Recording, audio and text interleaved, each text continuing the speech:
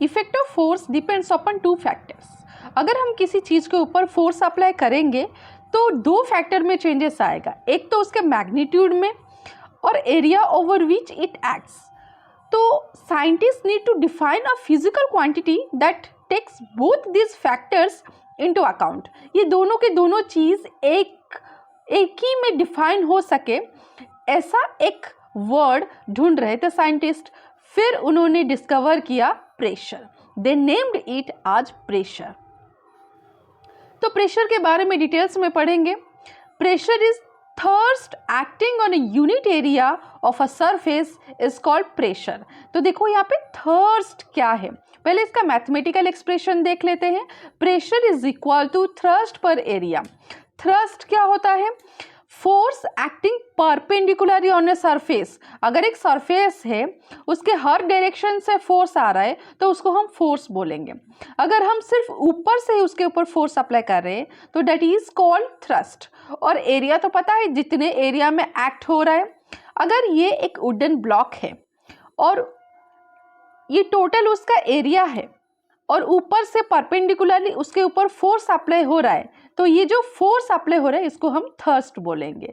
समझ में आया? What is the difference between force and thrust? Thrust मतलब जो फोर्स है वो परपेंडिकुलरली होना चाहिए, ऑल डायरेक्शन से नहीं, कोई भी डायरेक्शन से नहीं, सिर्फ परपेंडिकुलरली होना चाहिए। अगर फोर्स परपेंडिकुलरली है तो उसको हम थ्रस्ट बोलेंगे। तो pressure is equal to thrust per area. तो देखो प्रेशर यहाँ पे थ्रस्ट के साथ डायरेक्टली प्रोपोर्शनल है, पर एरिया के साथ इन्वर्सली प्रोपोर्शनल है। इसका मतलब क्या है? अगर डायरेक्टली प्रोपोर्शनल है तो मतलब अगर थ्रस्ट बढ़ेगा तो प्रेशर भी बढ़ेगा, अगर थ्रस्ट कम हो जाएगा तो प्रेशर भी कम हो जाएगा। पर एरिया देखो इन्वर्सली प्रोपोर्शनल है, मतलब अगर एरिया बढ़ा तो प्रेशर कम हुआ, अगर एरिया बढ़ गया, अगर एरिया कम हो गया तो प्रेशर ज़्यादा हो जाएगा। समझ में नहीं आया? चलो डेफिनेशन देख लेते हैं। If pressure is directly proportional to force, directly proportional मतलब अगर ये बढ़ेगा तो वो भी बढ़ेगा। If force increases pressure also increases and vice versa. Vice versa का मतलब है उसका उल्टा, मतलब अगर फोर्स डिक्रीज होगा प्रेशर भी डिक्रीज होगा। पर in case of area pressure is inversely proportional to area. इसका मतलब है अगर if area increases pressure decreases and vice versa. Example के साथ समझते हैं। तो एप्लीकेशन से देखते हैं। If area increases pressure decreases. उसका एक एग्जांपल है buses and trucks usually have double wheels on the rear side. तो देखो अगर ये एक ट्रक है, ट्रक का फ्रंट वाला व्हील देखो, फ्रंट वाला व्हील एक ही है, पीछे वाले देखो डबल डबल है ना? ध्यान से देखो, दो टायर्स लगा हुआ है। क्यों? आगे तो 1 लगा है, पीछे 2 क्यों लगा है? देखो अगर हम 2 टायर्स लगा देंगे तो एरिया बड़ा हो गया। अगर एरिया बड़ा हो गया तो जो ट्रक का जो लोड है, मतलब जो प्रेशर है, वो कम हो जाएगा। तो ये एक परफेक्ट एग्जाम्पल है। अगर यहाँ पर हमने एरिया बढ़ा दिया तो ट्रक का प्रेशर कम हो गया।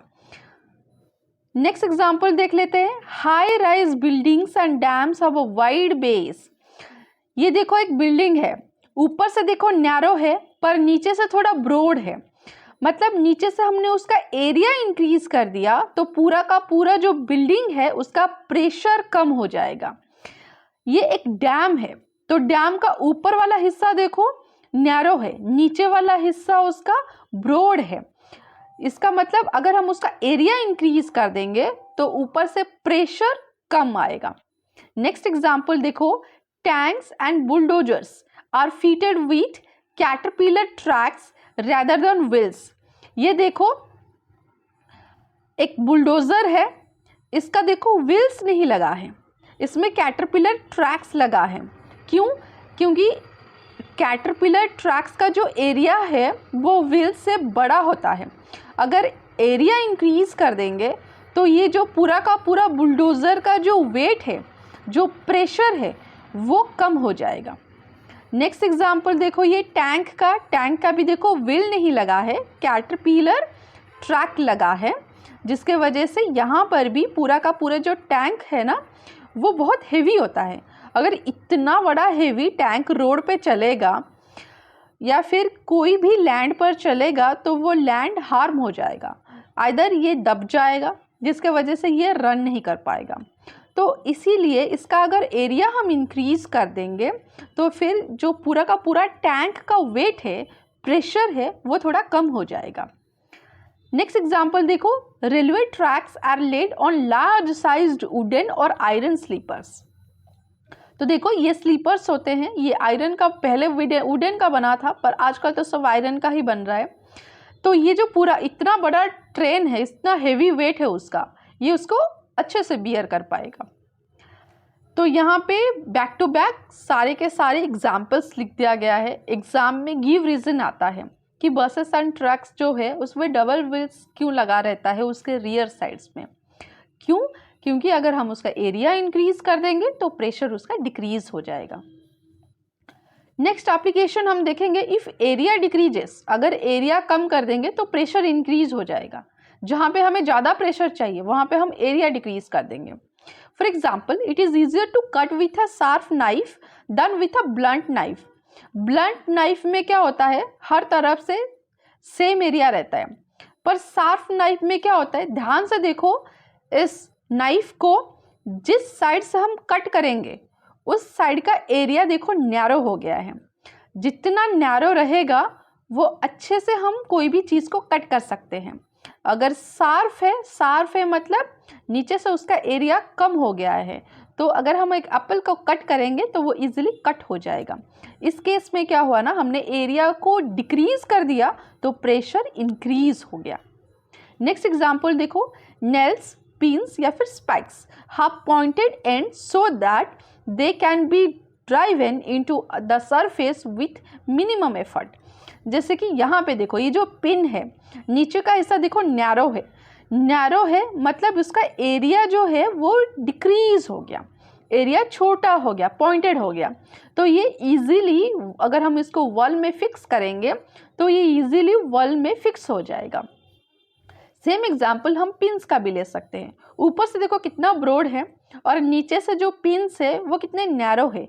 एरिया डिक्रीज कर दिया तो प्रेशर इंक्रीज हो जाएगा, जिसके वजह से ये किसी भी चीज़ में अच्छे से फिक्स हो जाएंगे। और इसको 1 by 1 पॉइंट्स में लिख दिया गया है। नेक्स्ट हम देखेंगे लिक्विड प्रेशर।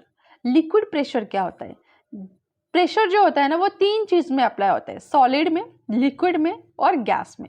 सॉलिड में हमने ऑलरेडी डिस्कशन कर लिया है। Next is liquid. क्या लिक्विड में भी प्रेशर होता है? हाँ, प्रेशर होता है। वाटर या फिर कोई भी लिक्विड ले लो, वो भी प्रेशर अप्लाई करते हैं। ये जो लिक्विड जो प्रेशर अप्लाई करते हैं उसी को ही लिक्विड प्रेशर ही बोला जाता है। इसका डेफिनेशन देख लो, the pressure exerted by a stationary liquid at any point inside the liquid is known as hydrostatic pressure. Hydro का मतलब होता है लिक्विड। हमारा वेल नोन लिक्विड जो है वो वाटर होता है। नॉर्मली हम वाटर को ही हर जगह यूज करते हैं हाइड्रोस्टैटिक प्रेशर के लिए। In a container, liquid pressure in the bottom of the container increases with increase in height of the column. तो देखो यहाँ पे 2 सिलेंडर है, सिलेंडर टाइप का टेस्ट ट्यूब जैसा कुछ स्ट्रक्चर है। फर्स्ट वाले पिक्चर में देखो कम पानी है, सेकंड वाले ग्लास ट्यूब में देखो ज़्यादा पानी है। जिसमें कम पानी है इस वाले में कम पानी है और इस वाले में ज़्यादा पानी है। जिसमें कम पानी है उसका नीचे वाला हिस्सा देखो, ये वाला देखो, कम पानी मतलब कम प्रेशर, ज़्यादा पानी मतलब ज़्यादा प्रेशर। ज़्यादा प्रेशर की वजह से सेकंड वाले का जो रबर शीट है वो बड़ा हो गया है। हमने सेम साइज का ही रबर शीट लिया था, पर फर्स्ट वाले में कम पानी था तो कम प्रेशर अप्लाई कर रहा था। सेकंड वाले में ज़्यादा पानी है तो वो ज़्यादा प्रेशर अप्लाई कर रहा है, जिसके वजह से वो ज़्यादा फूल गया है। Liquid pressure increases with increase in depth. Height और डेप्थ में डिफरेंस पता होना चाहिए। सपोज ये एक कंटेनर है, नीचे से हम ऊपर जितना जाएंगे दैट इज कॉल्ड हाइट, पर ऊपर से हम नीचे जितना आएंगे दैट इज कॉल्ड डेप्थ। इसका मतलब है ऊपर से हम नीचे तक जितना जाएंगे जो लिक्विड प्रेशर है उतना वो इंक्रीज होता जाएगा। ठीक है, इसका एक बेस्ट एग्जांपल है सी वाटर और ओशन वाटर। जब स्क्यू डाइवर्स जाते हैं ना अंदर, इसका मतलब लिक्विड प्रेशर जो होता है, जितना अंदर जाता है लिक्विड प्रेशर उतना इंक्रीज होता है। इसीलिए वो स्पेशल टाइप का शूट पहनते हैं और अपने साथ सिलेंडर लेके जाते हैं सेफ्टी के लिए, क्योंकि नॉर्मल सरफेस में जो लिक्विड का प्रेशर रहता है, जितना नीचे नीचे जाएंगे, सी लेवल के नीचे नीचे जितना जाएंगे प्रेशर उतना इंक्रीज होता जाएगा, और अपने सेफ्टी के लिए वो शूट, स्पेशल शूट और सिलेंडर अपने साथ लेके जाते हैं। तो इससे पता चलता है कि लिक्विड का डेप्थ जितना बढ़ेगा, जो लिक्विड का प्रेशर है उतना इंक्रीज होता जाएगा। ये एक एग्जाम्पल देखो, एक बोतल है, उसके 3 जगह पे छेद हुआ है, नीचे, मिडिल में और ऊपर। देखो डेप्थ मतलब जितना नीचे नीचे जाओगे, तो नीचे से जो फर्स्ट वाला है, नीचे से जो फर्स्ट वाला होल है, यहाँ पे प्रेशर सबसे ज़्यादा है, क्योंकि डेप्थ जितना बढ़ेगा प्रेशर उतना ज़्यादा होगा। नीचे से प्रेशर ज़्यादा है, इसलिए ये ज़्यादा डिस्टेंस कवर कर रहा है। सेकंड वाले में मिडिल में है, तो ये थोड़ा सा कम डिस्टेंस कवर कर रहे हैं। ऊपर वाला जो है, क्योंकि हम ऊपर से काउंट करेंगे, तो ऊपर से डेप्थ कम है, यहाँ पे डेप्थ कम है, इसीलिए ये कम डिस्टेंस कवर कर रहा है। क्लियर? जितना नीचे आएंगे वो उतना डिस्टेंस कवर करेगा, इसका मतलब है उतना प्रेशर वो अप्लाई करेगा। अगर एक ही जगह पे चारों तरफ से हम होल कर दे, तो क्या एक ज़्यादा डिस्टेंस, एक कम डिस्टेंस कवर करेगा? नो। अगर एक जगह से हम सेम डेप्थ पर, ये वाला का डेप्थ इधर है, ये वाला का भी डेप्थ इधर है, अगर सेम डेप्थ में अगर हम होल करेंगे तो वो इक्वली प्रेशर अप्लाई करेगा, इसलिए वो इक्वल डिस्टेंस ही कवर करेगा। Next is properties of liquid pressure. Number 1, liquid pressure on the bottom of the container does not depend on area of the bottom.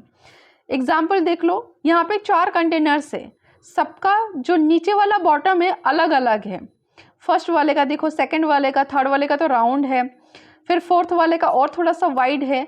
सबका बॉटम जो है वो अलग अलग शेप के हैं। फिर भी देखो जो लिक्विड का जो लेवल है चारों में सेम है, इसका मतलब बॉटम का जो भी एरिया हो, जो भी शेप हो, उसके ऊपर डिपेंड नहीं रहता liquid pressure. Next property is liquid pressure at any point inside the liquid depends upon the density of the liquid. Density of the liquid, अगर हम अलग अलग लिक्विड लेंगे तो उनका जो प्रेशर है वो अलग अलग ही रहेगा। जैसे कि यहाँ पे हम वाटर और किरोसिन लेते हैं, हमने सेम जगह पर दोनों ही बोतल में होल्स किए हुए हैं।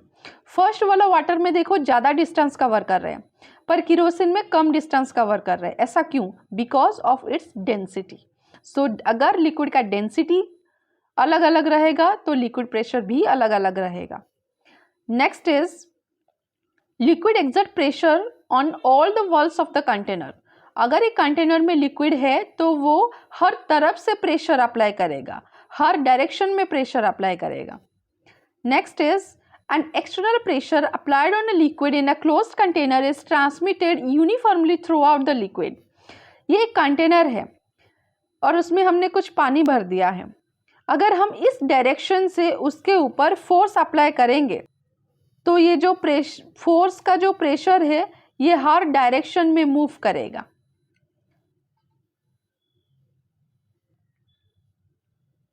तो liquid pressure on the bottom of the container does not depend on the area of the bottom. Summarise कर देते हैं सारे के सारे पॉइंट्स को।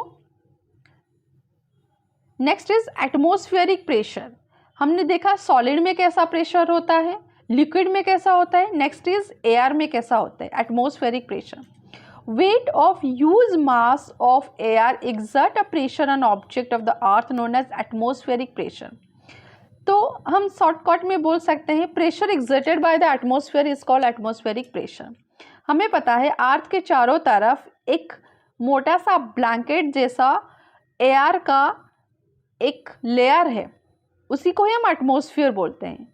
वो जो एयर है, जो एटमॉस्फेयर है, वो भी प्रेशर अप्लाई करता है, which is called atmospheric pressure.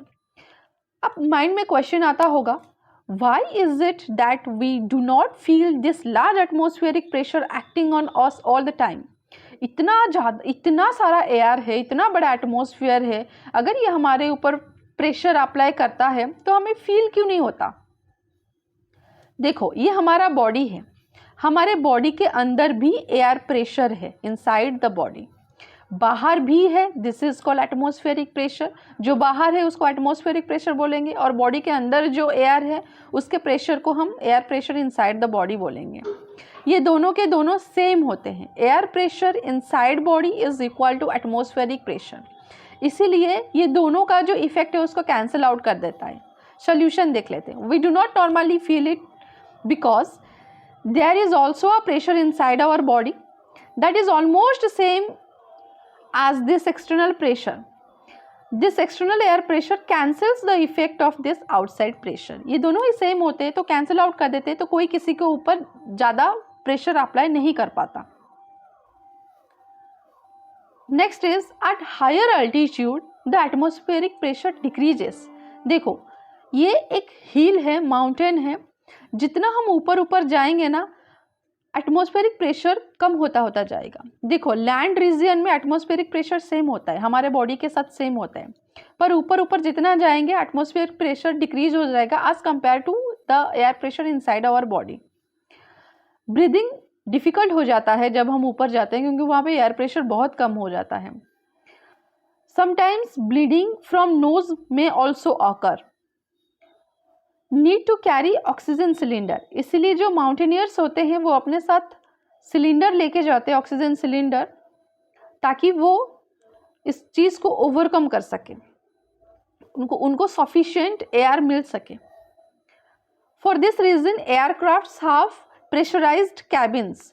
देखो, नॉर्मली जो एयरक्राफ्ट्स होते हैं ना, एरोप्लेन्स वगैरह होता है, उसके अंदर जो कैबिन्स होते हैं वो प्रेशराइज्ड कैबिन्स होते हैं। The air pressure in this is increase to a value that safeguard the passengers and the crew.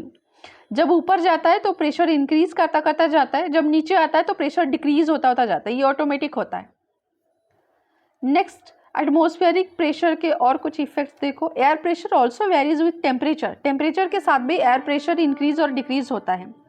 जैसे कि पता होगा, at hotter places air becomes lighter and moves upward, thus air rush from higher pressure area to low pressure area. जैसे कि picture में दिख रहा है, नंबर 1 पिक्चर में देखो, डे टाइम है, तो डे टाइम में जो लैंड रीजन होता है उसका एयर जल्दी गर्म हो जाता है, तो वो ऊपर उठ जाता है। देखो, रेड मार्क किया गया, वो ऊपर उठ जाता है, और उस एरिया का जो खालीपन रहता है, उस खालीपन को, वैकेंट एरिया को फिलअप करने के लिए सी रीजन से एयर मूव करता है, जिसके वजह से हवा बहने लगते हैं। This can result land breeze, sea breeze, wind and storm. Next one another example is for atmospheric pressure is importance of atmospheric pressure when we drink liquid with a straw। Picture में देखो, जब ये लड़का straw से खींच रहा है, drink कर रहा है पानी को, ध्यान से देखो, यहाँ पे जो आरो मार्क दिया है स्ट्रॉ के नीचे, सारा का सारा प्रेशर ये बच्चा खींच रहा है, जिसके वजह से ये जो बोतल या फिर जो ग्लास के अंदर का जो प्रेशर है इसने खींच लिया, इसका मतलब कम हो गया प्रेशर। अब ऊपर से जो एटमॉस्फेरिक प्रेशर है वो उसको धक्का देता है, ऊपर से धक्का देने के वजह से जो पानी है वो मुंह के अंदर चला जाता है। Air pressure inside the straw decrease हो जाते हैं, स्ट्रॉ के अंदर, क्योंकि बच्चे ने उसको खींच लिया, तो स्ट्रॉ के अंदर जो हवा है वो सारा का सारा उसके मुंह में चला गया। अब स्ट्रॉ खाली हो गया, उसको भरने के लिए ग्लास के अंदर का पानी वहाँ चला जाएगा। Air pressure on the surface become greater than inside the air pressure, जिसके वजह से this force the liquid to move up inside the straw. ठीक है ना, पहले क्या किया, इस बच्चे ने स्ट्रॉ के अंदर का सारा हवा खींच लिया, अब स्ट्रॉ खाली हो गया, स्ट्रॉ को भरने के लिए ग्लास का पानी स्ट्रॉ के अंदर घुस गया, अब ग्लास में पानी कम हो गया, अब एटमॉस्फेरिक प्रेशर उसको धक्का देने लगा, वो जितना धक्का देगा वो पानी उतना स्ट्रॉ के अंदर जाएगा, और अब आप जितना सॉक करोगे वो पानी आपके मुंह में चलता जाएगा। Another importance of atmospheric pressure is rubber soccer, ये एक रबर सॉकर है जिसको हम वॉल में लगा देते हैं तो वॉल में ही फिक्स हो जाता है। तो ऐसा क्यों होता है? उसको अगर हम खींचेंगे तो वो आता नहीं है। When we press the socker, the air between the socker and the wall get forced out. ध्यान से देखो, जब सॉकर लगा होता है तो एटमॉस्फेरिक प्रेशर के वजह से वो एटमॉस्फेरिक प्रेशर ज़्यादा हो जाता है, जिसके वजह से वो उसको इतना ज़ोर से धक्का देता है कि वो वॉल से चिपक जाता है। सेकेंड पिक्चर में देखो, अगर वो जो स्टिक है उसको आप प्रेस करोगे तो अंदर का जो प्रेशर है वो ज़्यादा हो जाएगा, जिसके वजह से वो निकल जाएगा। Outside pressure helps it to hold the stick. If we wish to pull the sucker then our applied force must be greater than the atmospheric pressure. अगर हम जो प्रेशर अप्लाई करेंगे उसको ज़ोर से धक्का देंगे, मतलब हमारा प्रेशर ज़्यादा कर देंगे, तो एटमॉस्फेरिक प्रेशर कम हो जाएगा और वो आराम से निकल जाएगा।